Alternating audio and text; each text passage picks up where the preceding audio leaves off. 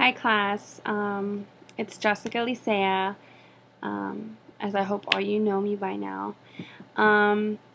This is my graphical presentation for my research subject Martin Luther King Jr.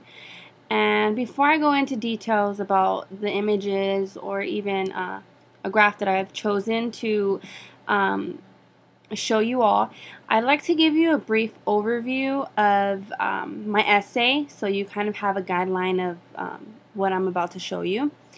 So basically, I chose the Montgomery bus boycott, which occurred December 1st, 1955. And my basic argument is that prior to the years prior to 1955, there really was no direct action that took place in Montgomery, Alabama, or in anywhere in the South or North that was relevant to the rights of African Americans.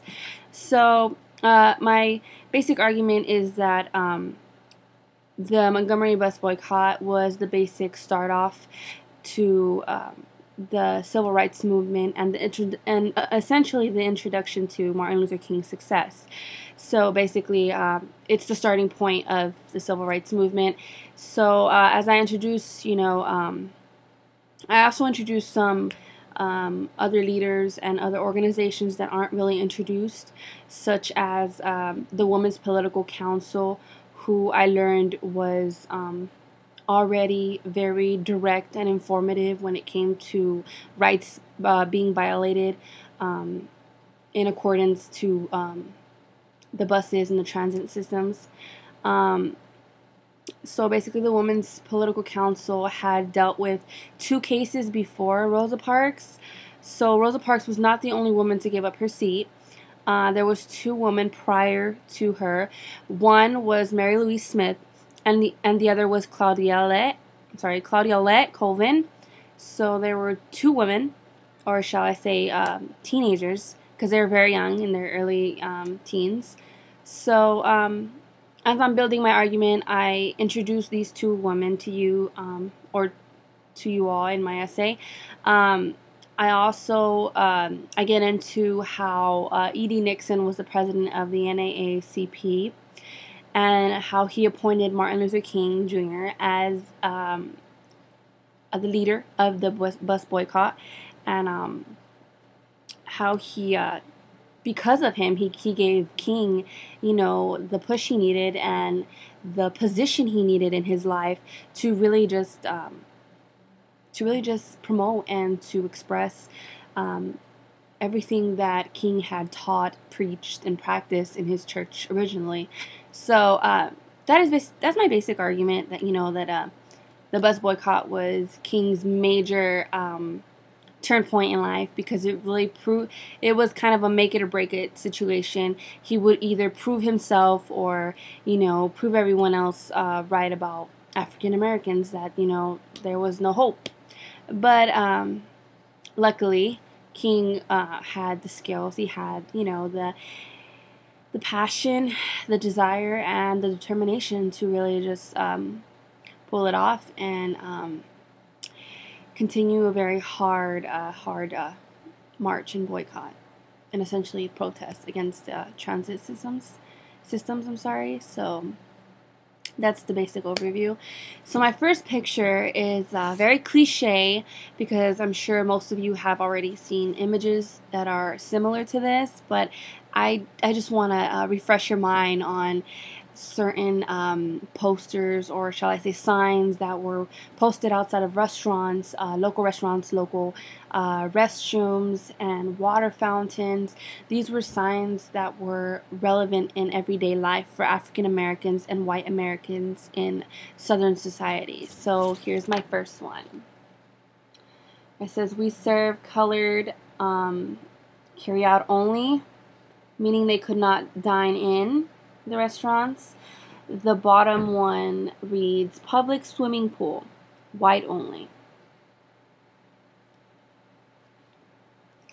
So yeah, I'm pretty sure most of you have seen images like this that were, to me, breathtaking and just like, wow, I mean, we would never ever, you know, think that, or even, we can't even imagine a world, you know, by restrictions like these, by color. It's just ridiculous, and just it's astonishing how much change has happened in over 40 years essentially. So it's definitely interesting to really think about. I'm just gonna go into a pie graph that I pulled off the internet. Thought was pretty interesting. Here it goes. So this is the U.S. white on black racial history from 1620 to 2007. So we're bringing it all the way to the 20th century. Now, the black shaded area shows the slavery that they had to endure, and the semi-dark is apartheid, and the lighter shade is legal equality. As you can see, there's about almost 300 years, 400 years within that time span. 400. And this is the only inequality, the only equality that was available to African Americans. The only. I was astonished by this pie graph because, I mean, it just left me speechless. Like, it's sad, you know, to see this picture of people that are like me and you know, due to their certain color of skin, you know, they were in a position that was different, in a position that was considered foreign almost. And yeah, I thought it was very relevant to my paper, because I speak on behalf of the years prior to 1955, the bus boycott. So I speak about the fact that nothing had been accomplished, and I think this really is really relevant to what I'm saying, because, like I said, 1965 essentially, you know, was the point when African Americans had legal equality. Now, was it practiced? That's a different, you know, question and a different subject and topic to talk about. But, you know, it's in a way dumbfounding, because the graph really says a lot. So I'm going to go to my last picture that is extremely relevant to my research. I was so happy to find this because I didn't think I would. I mean, I really wanted to see what it really looked like, and I'm talking about a flyer. A flyer that was passed around within the African American community, and the flyer really showed and expressed just the desire for change and the desire to just stand up for what's right. And I think this flyer really does a good job in expressing the struggle and just really pushing and motivating the community to stick together in solidarity and fight for what they own, fight for what is right for them, not for what is right for society or for what is right for white Americans, you know. So I'm going to go ahead and pull it out. I'm going to read it to you, and I hope you can bear with me. I'm just going to give you like a really quick overview of what it says. So this is, I believe, the original copy of the flyer. It seems to be like copied away. So the flyer reads, this is for Monday, December 5th, 1955. Another Negro woman has been arrested and thrown into jail because she refused to get up out of her seat on the bus for a white person to sit down. It is the second time since the Claudialette Colbert case that a Negro woman has been arrested for the same thing. This has to be stopped. Negroes have rights too, for if Negroes did not ride the buses, they could not operate. 3/4 of the riders are Negroes, yet we are arrested or have to stand over empty seats. If we do not do something to stop these arrests, they will continue. The next time it may be you, or your daughter, or your mother. This woman's case will come up on Monday. We are, therefore, asking every Negro to stay off the buses Monday in protest of the arrest and trial. Don't ride the buses to work, to town, to school, or anywhere on Monday. You can afford to stay out of school for one day if you have no other way to go except by bus. You can also afford to stay out of town for one day.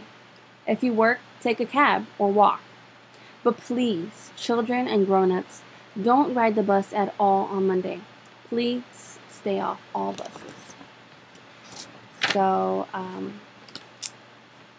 I was extremely excited to find the flyer because it just,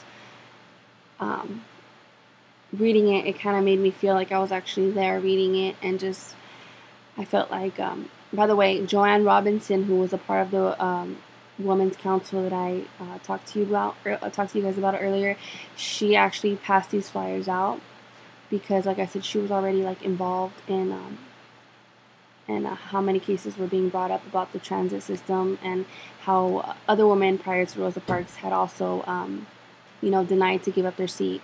So she had it, and she wanted her community to know it. And if it wasn't for her, nobody would have really promoted the boycott as much as she did, because she passed out these flyers and she posted them on church stores. She posted them wherever she could. So she made, this known. She didn't make it a little thing anymore. She didn't brush it off her shoulder. So, yeah.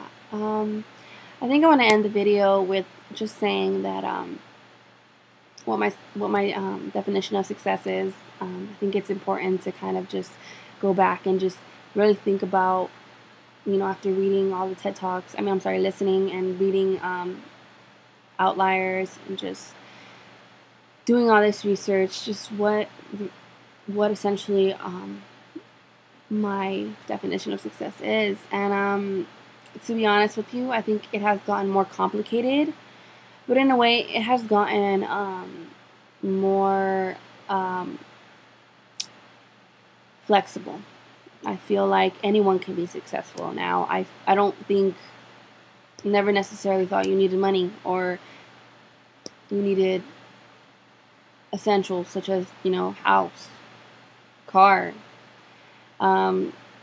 Success to me really is just about having a passion that is really yours, that is driven from your own interest. And as always, it would most likely be promoted by the people around you, and it would most likely come from opportunity around you. It's always important to remember that opportunities are there. It is just our, essentially our job to take up these opportunities, take advantage of these opportunities, and accomplish as much as we can. Sometimes we may not accomplish all that we can, but it's the fact that we accomplish most. And I think that is just very significant in your process or in your journey of success. So not necessarily do I think that something needs to be accomplished, but it's just the more you give, the more you get. And you may not get exactly what you want, but I'm sure whatever you get, it's deserving and it's pleasing. So thank you guys for listening to my presentation. I hope you enjoyed the 3 pieces I showed, and thank you very much. I hope you all have a great night. Thanks.